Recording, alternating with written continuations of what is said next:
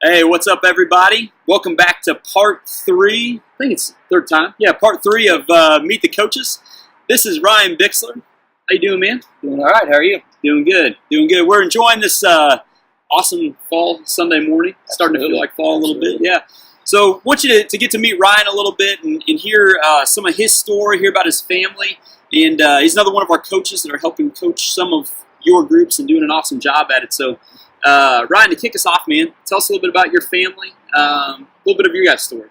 Yeah, Ryan Bixler, married to Alicia, and behind everyone there's a good woman. That's the for sure thing with Alicia. Oh yeah, And we have 3 kids. Our kids are Leo and Levi, and they are 7, 6, and 5 years old right now. So busy time for us, dude. For sure. Y'all are crazy like us. had your kids so that they're within a calendar year almost of each other. That's right. On birthdays. That's right. Get all the diapering done at the same time. You guys give me hope. You know that we'll make it. So yeah. On top of that, you guys have the 3, and you are looking at adding more, right? Yes. Yeah. Yes. We are in the process right now of adopting from Haiti. And it is a long process, and we're kind of about halfway through, and just kind of in a waiting period right now, and waiting for our referral, which is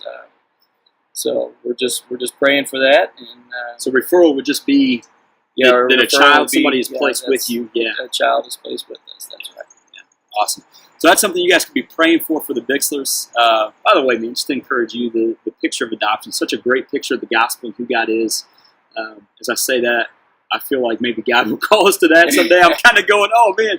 But that's something, man, we need to be praying for and celebrating, I think, even more. So it's awesome stuff. So Ryan and Alicia have been really active in their neighborhood for the last few years. Ryan's a teacher at North Haven Elementary, and you guys are in the North Haven neighborhood. So all your world kind of revolves around that. Man, tell us a little bit about your group and maybe a story you guys are celebrating this time around. Yeah, our group, we have a great group. We love our group, and our group has kind of attached itself to North Haven as a school, being that's where we meet in that neighborhood, and that's a neighborhood school as well. And it's not something that we've done a major amount of work with them. We've done a few things here and there, but that's something that we definitely probably will be working towards in the future. And I think that's something that a lot of groups can utilize is neighborhood schools that you're close to. That's definitely an area where they are always in need of something, whether it's just an extra set of hands to come up and help out, or resources of some kind. But you can always be asking those schools what kind of help they need, and be serving your community in that way. That's awesome. And yeah, our group, we've been together for a couple of years now, and we meet on Wednesday nights, and it's really been a great group to be involved with. Yeah, I would say you guys, man. I don't know that you would self-identify this way, but we've talked a lot about there's I don't want to say different levels, but we have people who are truly kind of living out the mission of Jesus, a missional community in their neighborhood. And then we have people that meet, just to connect, and it's like a traditional small group. Nothing wrong with that. But you guys have really embraced the mission of Jesus in your neighborhood. And what's cool about it is not everybody's from your neighborhood, but they've helped strengthen what's going on in your neighborhood, and what's going on in your neighborhood has helped play back into where they go. Yeah. And you've had a really cool example of that. You tell me, Scott and Lisa Hare? Yes, Scott and Lisa Hare.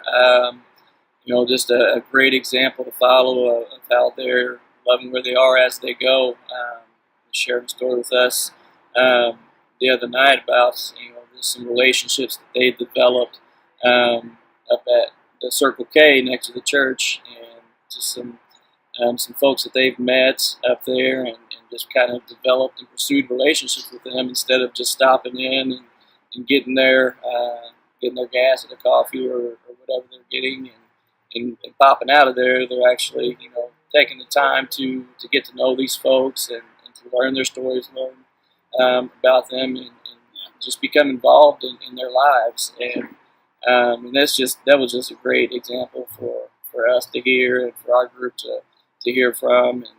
And it's kind of led to an opportunity for Lisa to be able to invite a couple of these ladies out to just spend some time with them doing Uptown Art, if you've ever heard of something like that. We don't know anything about it as dudes. That's like what you ladies go do. But awesome example. It is a female thing. Yeah. So we're waiting for Scott to pull the trigger for the guys. Take the guys out to Uptown Art. Yeah. Or hopefully out for wings or something. Yeah. Something better than that. Yeah. Dude, that's awesome. So, man, one last thing, Ryan, that I wanted to ask you, so we don't keep them too long, but, man, what's as a coach, you've coached sports before, you continue to coach your kids in soccer, and as we were talking, a lot of the coaching analogy and how you coach groups kind of carried over. What's something you're seeing as a coach with some of the groups that you're coaching, and maybe some encouragement you would share with them? Yeah, I just think, it's really encouraging to hear other stories and other examples from people who are in other groups. You talk about coaching, you learn a lot from the examples that you see around you. When we're the same way in these groups, you can learn a lot from the examples that other people are setting around us. Yeah. So, I would just encourage you guys as coaches, if you guys come across these stories of people, even just doing Joe Connery, everyone. Even just doing little things, just don't be afraid to share those out, and that's really encouraging to other folks to be able to go out into their neighborhoods and to take on those opportunities as well. Because the things that they see might stir something in them and allow them to step out of their comfort zone and to get out of their neighborhoods and make a difference. Love it, man. Story is where I think our hearts are shaped and changed, and it's what's encouraging, keeps us moving forward. And, dude, you've been doing a really good job of that with your group, so thank you. Appreciate it, man. Guys, if you have any questions, feel free to reply back to this email. Ryan's probably a better coach than I am, so I'll forward them on to him. But just want to give you – yeah, I don't know about that. But just want to give you an opportunity to meet him. Come back next week for part 4 of Meet the Coaches. We want to be able to share even more stories of what's going on in our community. So, Ryan, thanks for taking time to do that. Thanks for having me. Keep going, man. All right. All right, see you guys.